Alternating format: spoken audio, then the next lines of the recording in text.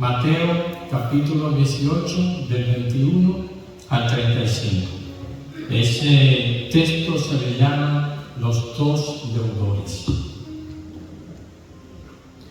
Tener deuda es un problema a veces sumamente grande, fundamentalmente cuando usted no la puede pagar. Es como un peso de 2,000 libras que le ponen a usted encima y que no se toca usted con la persona que le debe, porque entonces usted quisiera convertirse en cualquier cosa que pueda escapar de los ojos de su acreedor. Un avestruz sería poco. Usted sabe que el avestruz entre la cabeza en un hoyo. Usted quisiera meter la cabeza en el hoyo. Me imagino que por eso es que dicen tierra, trágame, cuando usted ve a alguien que le debe. Tenemos el deudor en esta historia, tenemos dos deudores, el deudor número 1 y el deudor número 2, que tienen la obligación de pagar. Y por otro, tenemos el acreedor que está en su derecho de cobrar. Todos conocemos situaciones de este tipo que producen fricciones, enemistades, malas crianzas.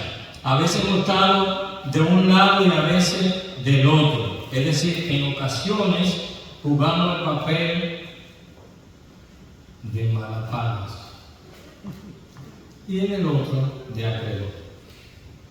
En una ocasión, un comerciante que le estaba yendo muy bien dijo: voy a empezar a prestarle un par de centavos a los miembros de la comunidad. Y empezó a prestar. Y se dio cuenta que a un lado de su oficina crecían los papeles de la gente que no pagaba. Él hizo el esfuerzo de cobrarlo, pero no le fue muy bien. No dejó de irle bien a él.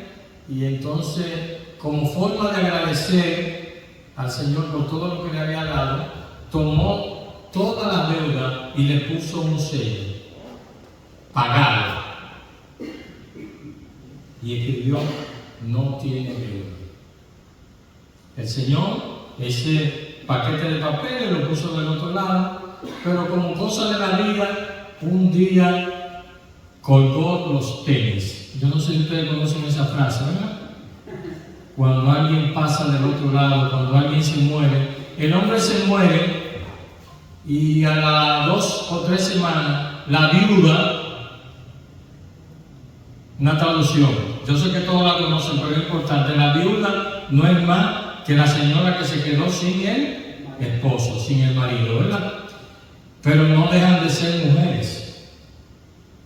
Y fue con ese olfato a chequear los papeles del marido. Y dijo: pero mira todo esto malapaga que hay aquí. Y llevó a los malapagas a la corte. Se inicia el juicio y los papeles llegan al juez. Y el juez ve el sello que dice: condenada la deuda, no debe nada. En el juzgado de la gran tensión. Y el juez menciona los nombres de cada uno de los deudores y dice: ustedes han pagado su deuda, no deben nada. Usted se imagina la alegría que había en aquel juzgado, porque quienes entraron no solamente con deuda, sino con la fama de mala paga, salían libres sin ningún tipo de deuda. Esa es más o menos la vertiente de la historia que vamos a ver hoy. Tomando una suma importancia en que ustedes se fijen en que es necesario en la vida espiritual tener un fiador, alguien que garantice el valor de tu deuda, alguien que se haga responsable de tu deuda. Nosotros en este mundo hermoso espiritual tenemos a un fiador confiable. Alguien que no solamente ha manifestado que pagó, no que pagará, que pagó ya tu deuda. Y esa deuda paga no solamente se queda en ese espacio, sino que Él va a servir de abogado ante cualquier circunstancia que tú te imagines. Entonces, esa confianza que nosotros tenemos en nuestro fiador, que es el Señor Jesucristo, ustedes la van a sentir, la van a hacer notar en los versículos que estudiaremos hoy. Mateo 18, 21 al 35, creo que ya se leyó, pero vamos a leerlo otra vez. Abran su Biblia, se leyó la versión de la nueva traducción internacional y nosotros vamos a leer de la nueva Biblia de las Américas. ¿Ok?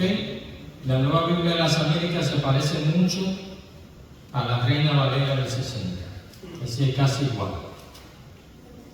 Entonces, acercándose Pedro, preguntó a Jesús: Señor, ¿cuántas veces pecará mi hermano contra mí que yo haya de perdonar?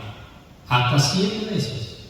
Jesús le contestó: no te digo hasta 7 veces, sino hasta 70 veces 7.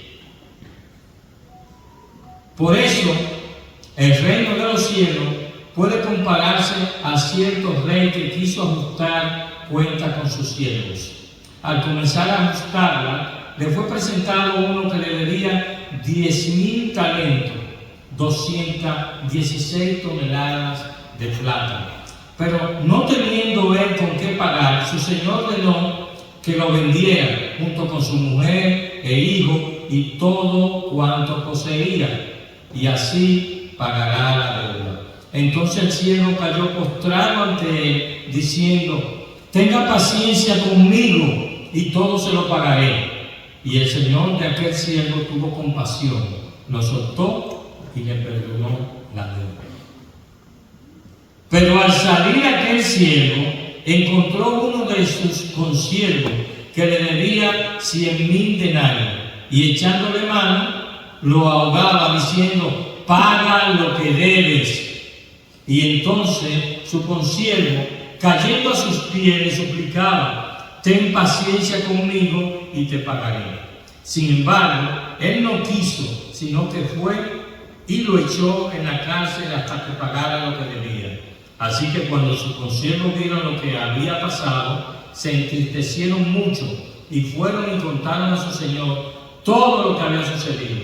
Entonces, llamando al siervo, su señor le dijo: siervo malvado, te perdoné toda aquella deuda porque me suplicaste. ¿No debías tú también haberte compadecido de tu consiervo, así como yo me compadecí de ti? Y enfurecido su señor, lo entregó a los verdugos hasta que pagara todo lo que debía. Así también mi Padre Celestial hará con ustedes, si no perdonan de corazón a cada uno de sus señores. Que el Señor bendiga su santa palabra. Padre Celestial, queremos en este momento darte gracias por este precioso privilegio de predicar tu palabra, Señor. Bendice nuestros labios, guíanos, Señor, y que cada palabra tuya pueda ser expuesta aquí hoy y penetrar a los corazones de los hermanos, Señor, y que podamos ser fieles a ella, Señor, procurando expandir tu reino, Señor, llevándolo hasta los lugares más lejanos. Gracias, Padre Celestial, por esto, y te pedimos tu bendición en el nombre de tu Hijo Jesús. Amén. Déjame poner algo de tiempo aquí. Soy dado a pasarme por mucho tiempo. A veces mi mujer me acompaña, no porque también le escucha la palabra, sino porque ella tiene una seña que me hace para que yo no me pase. De que yo veo que me hace Manuel, que una cosa rara, digo: espérate. ¿Cuál es el contexto de este texto? Y lo hablamos para los que van viendo. ¿Cuál es el contexto? Eso no empieza en el 21. Lo que estamos viendo hoy no comienza en el versículo 21. Lo leímos empezando ahí, pero comienza en el versículo 1 del capítulo 18. Por el comportamiento de los discípulos. Los discípulos a menudo se decían a uno a otro, ¿quién va a ser jefe? Ustedes saben que ellos esperaban un Mesías, no que hiciera milagros de sanar a un enfermo, o que dijera una palabra de compasión, de sanidad, sino que ellos esperaban un hombre que tuviera tanto poder que botara fuego y acabara con los romanos. Ese era el Mesías que ellos esperaban. Bueno, todavía los judíos esperan un Mesías así, que llegue con una espada y arrase con todos sus enemigos, que no deja a nadie vivo. Entonces, ellos, cada uno se dice, ¿y quién va a ser jefe entre nosotros? Ahí está Jesús, definitivamente él va a ser jefe, pero después de él, ¿quién va a estar a su derecha? Esto sucede a menudo y están envueltos todos, no es que es uno que tiene ambición, no, todos tienen ambición. Y entonces empiezan ellos procurando esto y Jesús les reitera lo mismo. Toma un niño, lo pone en sus brazos y le dice, el que no sea como este niño, no entrará al reino de los cielos. ¿Cuál es el significado que Jesús quiere dar de un niño? Su inocencia, su actitud a obedecer, su actitud de aprender. Eso es lo que quiere ver Jesús de un niño y no de un hombre que está diciendo, le voy a poner los pies para que se caiga al hermano Pedro, que ustedes saben que Pedro era un niño sobresalido, decimos nosotros, intentaba siempre hacerse notar. Jugamos con estas palabras porque ellos quieren ser jefes. Entonces, no, tiene que ser como este niño. Y entonces le dice, y cuidado, no sea piedra de tropiezo para uno de mis hijos. Entonces, el capítulo 18 sigue haciendo referencia a cómo deben comportarse estos discípulos entre ellos. Y el texto que vamos a ver no es un texto universal. Usted lo puede aplicar para su vida universal, pero el texto está hablando del perdón entre los hermanos. Podemos aplicarlo al mundo, pero el texto tiene referencia a los hermanos. Y entonces, cuando Jesús le está hablando de cómo tienen que comportarse con los hermanos, que no pueden ser piedra de tropiezo, le hace un apartado estableciéndole que cuando un hermano peque contra otro, hay un método disciplinario que la iglesia y que cada uno de nosotros debe cumplir. Cuando alguien peque contra ti, ¿qué tú debes hacer? Llamar a ese hermano a un rincón y decirle, hermano, ¿tú viste lo que hiciste? Tú hiciste esto, me ofendiste, me lastimaste, tomaste algo mío, cualquier cosa que haya pasado. Y entonces el otro hermano debe ser condescendiente con lo que le está diciendo a eso y decirle perdóname. ¿Y qué tiene que hacer el hermano? Perdonarlo. O por otro lado, si el hermano se dio cuenta que lo ofendió, decir, hermano, te ofendí, y usted debe perdonarlo. Si ese hermano no escucha su reclamo, entonces Jesús le dice, busca 2 o 3 hermanos más y siéntete a hablar con ellos, para que ellos sirvan de testigo. Y si él no escucha, entonces llámalo a asamblea, llévalo a la iglesia, y si no hace caso, tenlo como gentil, tenlo como publicano. Eso casi es una expulsión.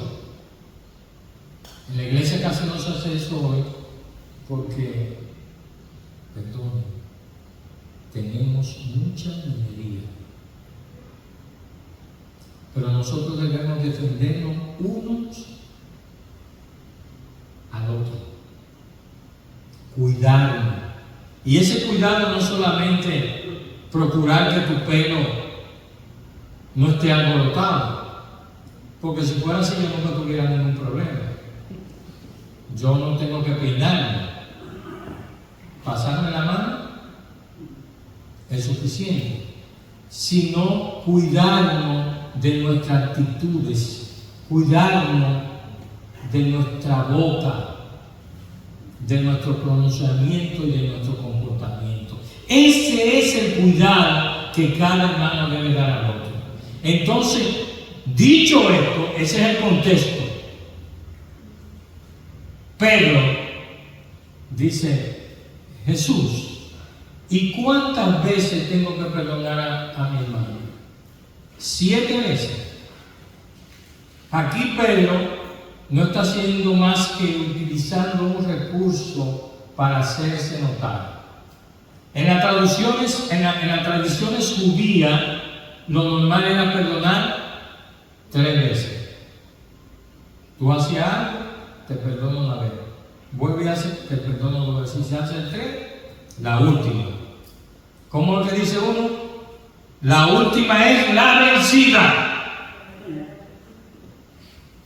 Y entonces ya tú tienes que cuidarte extremadamente más. Entonces Pedro dice, ¿cuántas veces? 7. Como un presentado diciendo, tú ves Jesús, yo no lo hago 3 veces, yo lo hago el doble más 1. Pedro no aprende. Pedro no aprende porque siempre encuentra esa respuesta sabia que instruye no solamente a los personajes de esa época, sino a nosotros. Y entonces Jesús le dice, Pedro, no solamente 7, sino 70 veces 7. ¿Qué número va ese? 490, ¿verdad? Pero esas 490 veces que tú tienes para perdonar, no son que tú digas, ya te perdoné una vez. Mira, ya van 20. No, no es para eso. Lo que Jesús está diciendo, ¿cuántas veces debo perdonar a mi hermano? Tantas veces como sea necesario. Los dominicanos decimos 8,000 veces. Si todas las veces del mundo, cuando yo era niño decíamos la bolita del mundo, ¿verdad? ¿Cuántas veces? Todas las veces que sea necesario. Y entonces es una información. A Pedro, que creía que 7 eran bastantes, imagínate cuando Jesús le dice, no hay límite, es infinito. Por eso nosotros le pusimos a esta prédica el nombre, aquí veo que tiene necesidad de un fiador, le pusimos el nombre de, y eso, si fuera una oficina, imagínense eso. Deudas impagables, perdón y misericordia infinita.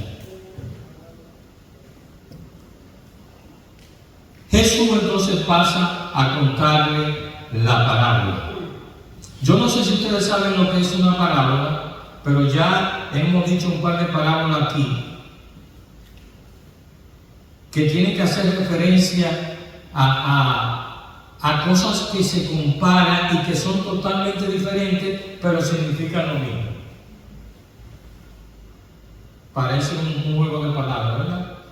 Cosas que se comparan, que son diferentes, pero que finalmente significan lo mismo. Esa es el concepto de la parábola, que usa metáfora. La metáfora es un recurso literario donde también es lo mismo, pero de forma más corta. Por ejemplo, cuando se escriben canciones se hace uso de este recurso de la metáfora. Yo quiero mencionarle una metáfora que yo utilicé mucho cuando joven, de una canción que escribió otro joven muy hermosa y que tiene mucha forma. Mi voz será armónica y suave, tendrá los tonos del canto del alma. Podré gritar y sonar como el viento, nunca terminar porque seré tiempo. En todo lo que yo dije lo caí en metáfora. Entonces Jesús hace esta parábola con el objetivo de que se entienda con claridad ese número que él acaba de decir. Y por eso empieza diciendo que hay un rey que quiere valorar lo que tiene. Entiendan esto como que el rey está haciendo un juicio y en su evaluación encuentra uno que debe la cantidad que ustedes lo llevan aquí. La cantidad tiene el mismo objetivo, es una cantidad enorme. Cada versión hace ¿cómo se llama cuando hacemos la transferencia de moneda? El cambio de moneda. Somos emigrantes y casi todos hemos hecho lo mismo, ¿verdad? Y entonces, lo que traerlo a la moneda de ahora, estamos hablando de millones de dólares. Este siervo debe millones de dólares al rey. Lo que implica, lo que usted hace una inferencia, decimos allá en la iglesia siempre, acentuándolo, porque hay un hermano que utiliza mucho este término, estamos haciendo una abstracción de que este personaje tenía que ser algún administrador, algún dirigente del reino, porque ningún rey va a permitir que alguien acumule una deuda tan grande. Esta deuda era unas 10 veces más que las recaudaciones de 4 de las ciudades más importantes de Jerusalén. Más de 40 veces el sueldo de Herodes. Entonces, ese hombre no tenía con qué pagar jamás en su vida. Su deuda es enorme. Por lo tanto, tiene que ser alguien que tenía que tener cierto poder que se le dejó tanta deuda. Entonces, se le llama y él admite que no puede pagar. Estoy atrasado aquí. Él admite que no puede pagar. Esta forma hiperbólica de Jesús la utiliza también aquí. La utiliza primero cuando habla con Pedro, que le dice 70 veces 7, y la utiliza aquí cuando está haciendo la parábola, que le dice la gran cantidad de dinero que debe esta persona. Jesús utiliza esto, la exageración literaria. Ustedes han escuchado, es más fácil que un camello pase por el ojo de una aguja que un rico entre al reino de Dios. Que un camello entre por el ojo de una aguja. ¿Qué es eso? Es una hipérbole, y usted lo que va a razonar y va a decir, eso es imposible. ¿Pero hay algo imposible para Dios? No. Si ustedes leen el versículo 27 de este mismo texto de Marcos 10, da la respuesta. Jesús dice, los discípulos dicen, se sorprendían, era enorme porque la enseñanza sobrepasaba el tiempo y el espacio en que vivían los discípulos. Y entonces, ven acá, pero nadie va a entrar al reino de los cielos. Y entonces él le dice, para ustedes es imposible, pero para Dios nada es imposible. ¿Cuál es la única forma? Estoy duro. ¿Cuál es la única forma de que un rico entre al reino de los cielos? Solo hay una forma. No hay más. La misma forma para que tú entres al reino de los cielos es la que tiene un rico. creer en Jesucristo como su Salvador personal. Si no tiene esa, se quedó, su dinero no vale de nada. Y Jesús también dice como una hipérbole: ¿y por qué mira la paja que está en el ojo de tu hermano y no echas de ver la viga que está en tu propio ojo? ¿Quién tiene una viga?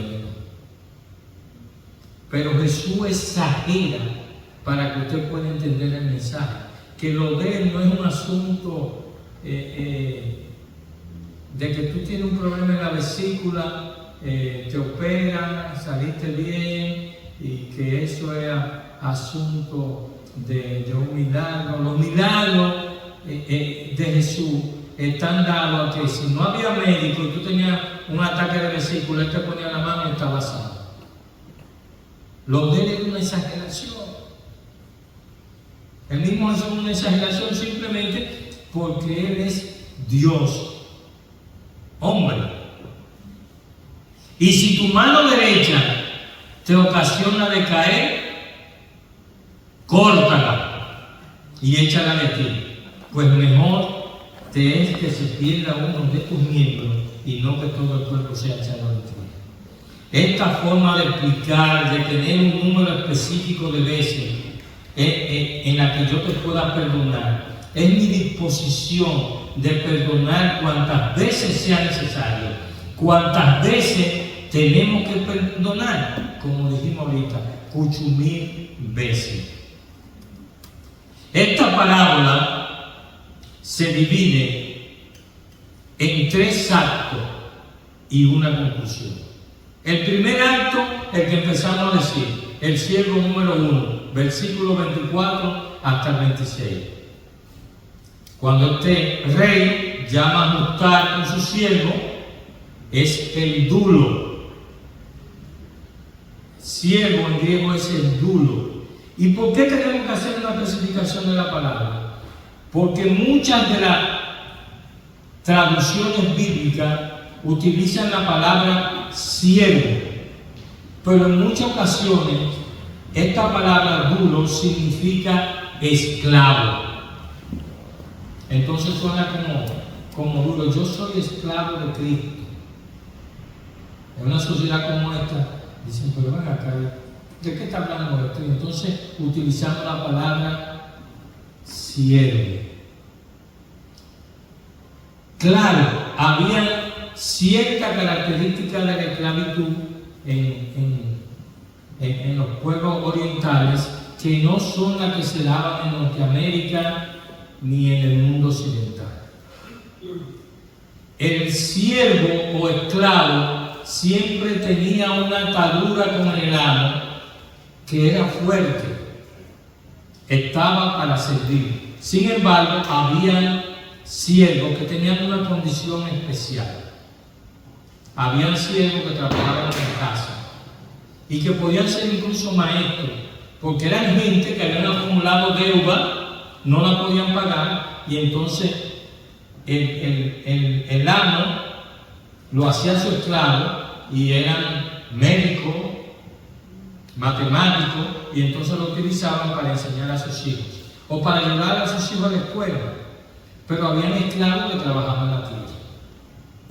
Y ya ustedes saben, en Norteamérica y en Occidente se dio un nivel de esclavitud aún mayor, sangrienta. Tenían que trabajar 20 horas, le daban poca comida, una vez pan con agua de azúcar, porque era un instrumento al servicio del amo para realizar una producción. Entonces, este siervo de esta cantidad está frito, no puede hacer más nada que hacer lo que hizo. Cuando el rey le dice, tú estás imposibilitado de pagar, subrayen la palabra imposibilitado de pagar. Su condición de deudor moroso lo hace recipiente de condena por consecuencia de su irresponsabilidad. Por otro lado, el rey tiene en sus manos la responsabilidad y el poder de castigarlo Su señor ordenó que se le vendiera con toda su familia y todas sus pertenencias. Estas son las consecuencias. Pero aquello no sería suficiente, pero se había hecho justicia. Él no puede pagar, le quitan todo y el tipo está frito. Entonces el deudor número 1, así lo vamos a llamar, reacciona, le pide paciencia y promete pagar. Él sabe que no puede pagar, pero pide, dame tiempo para pagarte. Todo esto ocurre mientras él se postra, se humilla, rendido en ruego. El rey perdona al deudor. Esto es el versículo 27. Pese a que estamos seguros de que el rey sabía que el deudor número 1 no podría pagar su deuda, incluyendo vendiendo todo lo que tenía, lo perdonó. Dice la palabra que tuvo compasión. Quieren expresar el tener o sentir piedad. Cuando tú sientes compasión, tú quieres expresar piedad. Se apunta a un sentimiento profundo de conmiseración que nace de un amor que siente pena por el otro. La sociedad de hoy está carente de compasión y misericordia. Nosotros vemos la noticia y ¿cuántos de nosotros podemos decir qué pena lo que está pasando ese ciudadano? Qué pena lo que está pasando ese hermano. Hay una frialdad enorme. Si el mundo siente frialdad ante Dios, ¿qué va a sentir ante sus hijos? Y nosotros tenemos que tener cuidado ante cualquier expresión de maldad del hombre. Nosotros tenemos que ser personas misericordiosas. Cuando decimos que el amor debe brotar de nosotros, no es cantando una bachata o cantando una ranchera, es expresando amor por nuestros hermanos. Compasión. Yo una vez conté en la iglesia de Morris Park que yo aprendí, estaba en un negocio de multinivel donde la autoestima se eleva y decimos cosas que tú te sientes un gigante, un superhombre. Y entonces recuerdo que alguien dijo, hablan tanto del inglés. Tú tienes que aprender inglés para tener éxito. No, tú tienes que amarrarte al éxito, porque yo veo en la gente calle pidiendo y saben inglés. Y yo como no sé inglés, dije, ay, esa es la mía. Esa es mi frase. Pues es verdad. Y entonces, ¿cómo tú empiezas a ver el que pide? Mira esto. Ese sabe inglés. Se te aparecen otros, ese sabe inglés y español. Y quién sabe hasta 7 idiomas. Y entonces tu corazón se endurece. Y tú no estás viendo que aunque no sepa inglés, aunque no sepa español, aunque sepa alemán, aunque sepa ruso, esa persona está en una condición en la que tú no quieres estar. Y tiene que ser solidario con ella. Entonces decimos, no, yo no le doy 25 centavos que te está pidiendo, porque yo sé que lo va a utilizar en droga. Entonces tenlo pendiente y ten un pan de naranja en el auto. Ten un pan de bizcocho, de pan en el auto. Y no le dé la cola, pero ofrece su pedazo de pan. Y así estaremos aportando algo de misericordia. Ah, claro, eso no te va a salvar. ¿Qué es lo que te salva? Tener fe en Jesucristo. Ok, entonces Dios le dice a Israel, hablando de la misericordia, mi corazón se conmueve dentro de mí, se inflama toda mi compasión. Osea 11:18, y se inclina al perdón. De la misma manera, el Señor Jesús, al ver las multitudes, tuvo compasión, mucha compasión de ella. Mateo 9:36, el Señor es misericordioso y compasivo. Santiago 5:6. El ciego número 1 salió bien, ahora está perdonado, es libre, todo se pagó. Ahora, ¿qué hacen muchos deudores después de haber cubierto sus deudas? ¿Algunos de ustedes saben? Lo más práctico que hacen la mayoría de los deudores cuando salen de deuda, es meterse en más deuda. Meterse en más deuda. Y esto es lo que hace el deudor número 1. Fíjense, ahora pasamos al acto número 2, el deudor número 2. Este es del 28 al 30. El deudor número 2 tiene una pequeña deuda, pero tampoco la puede pagar, porque las deudas son del tamaño de tus recursos. Alguien debe $1,000 y después está volviendo loco, y otro debe 1,000,000 y está de lo más tranquilo. Las deudas son del tamaño tuyo, y este debe poco y no la puede saldar. Entonces, fíjense cómo el deudor número 1 se mete en problemas de una vez. Fíjense en el texto. Pero al salir, él sale de la corte del rey y en ese mismo momento se mete en deuda otra vez. Saliendo del servicio del domingo en la tarde, saliendo de la iglesia, inmediatamente se encuentra con un consiervo que le debía unas moneditas, unos 100 denarios, unos cuantos miles de monedas de plata. Este siervo, el número 2, aunque su deuda no es mucho, pero mucho menor que la deuda del número 1, tampoco puede pagar. Le es imposible cumplir con sus promesas financieras. ¿Cuál es la actitud del deudor número 1?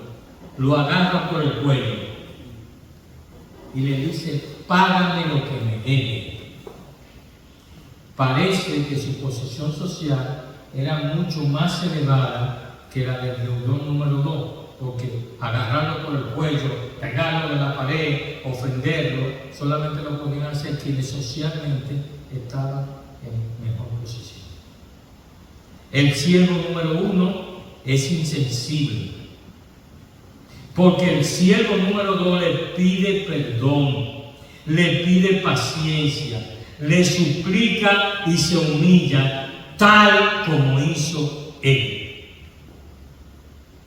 Sin embargo, él no le perdona, él no quiere nada, lo lleva a la cárcel para que pague su deuda. En aquella actuación provocó indignación a los demás consiervos.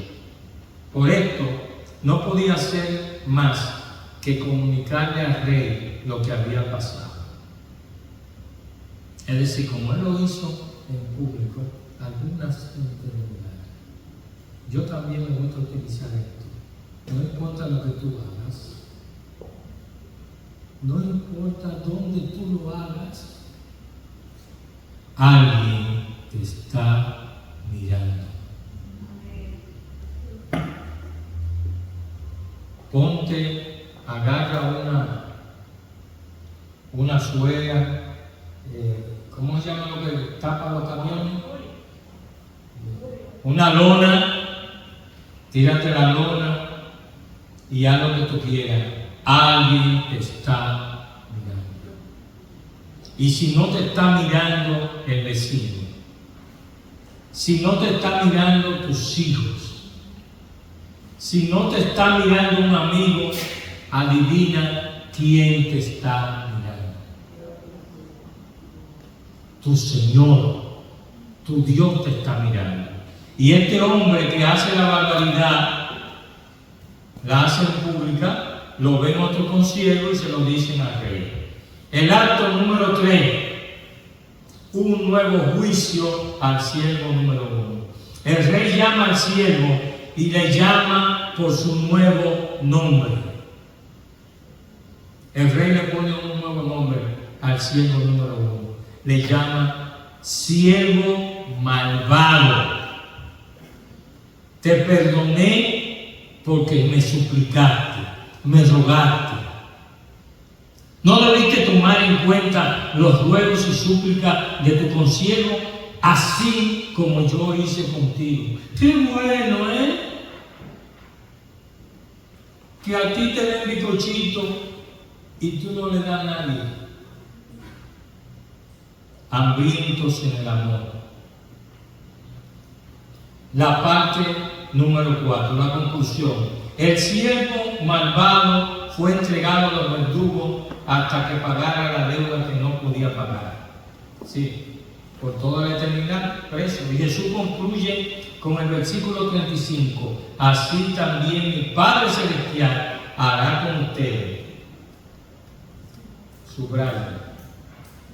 Si no perdonan de corazón a cada uno de sus hermanos, así le pasará en el reino de los cielos. Como decíamos al inicio, estas señales, esta enseñanza recurre en un ambiente entre cristianos, mejor en la iglesia. Sin embargo, podemos extenderlo al mundo. Podemos extenderlo a tu vecino, a gente que no son cristianos. ¿Por qué? Mateo 6:14 dice: porque si perdonáis a los hombres sus ofensas, os perdonará también a vosotros vuestro Padre Celestial. Mateo 6:15: mas si no perdonáis a los hombres sus ofensas, tampoco vuestro Padre os perdonará vuestras ofensas.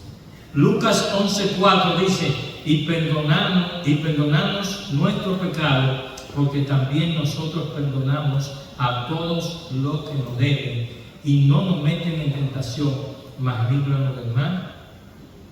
Amén. Y Jesús en el 23:34 dice: Padre, perdónanos, porque no saben lo que hacen. Y Hechos 7:60 dice que Esteban, puesto de rodillas, clamó a gran voz: Señor, no les tomes en cuenta este pecado.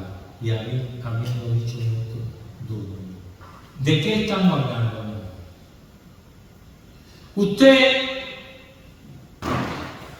dije esto al final, porque hay muchos teólogos que cuando llegan aquí dicen: bueno, la gracia no se pierde, lo que el Señor te dio no se pierde, por lo tanto lo que te dará es una gripecita o algo. Sin embargo, el poseedor de la gracia tiene que expresar en su vida cotidiana que es portador de ella.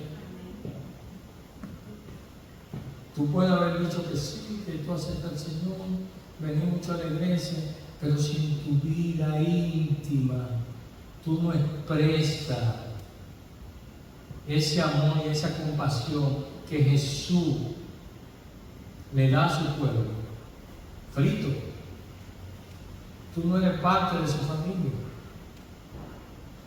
Tú tienes que ser un espejo, una figura de Jesús. Pero además, el perdón es una carga de la que te va a librar. Cuando tú perdonas a alguien, tú te estás librando de una carga. Tú te estás librando de angustia, de un malestar. Y deja de agregar versículos a la Biblia. Porque hay una tendencia de agregar versículos. Creo que viene mencionando algunas cosas de esas. Pero, ¿cuál es el versículo que se le agrega al perdón? Ustedes lo han oído y lo han dicho. versículo famoso que le agregamos al perdón. Yo perdono, pero no olvido. Es decir, yo cumplo con el 10%. Si usted mantiene esa actitud, usted no ha perdonado sinceramente. Y usted puede tener buena memoria, pero usted tiene que echar al fondo del mar, como el Señor hace con su pecado, y que se hundan en lo más profundo. Porque si tú no lo haces,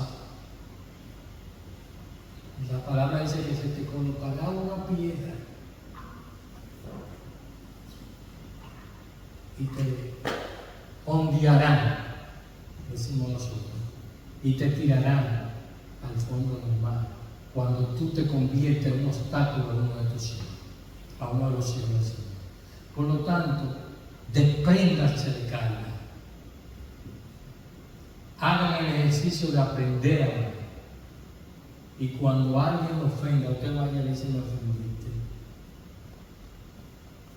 yo te perdono. Aunque la justicia es diferente.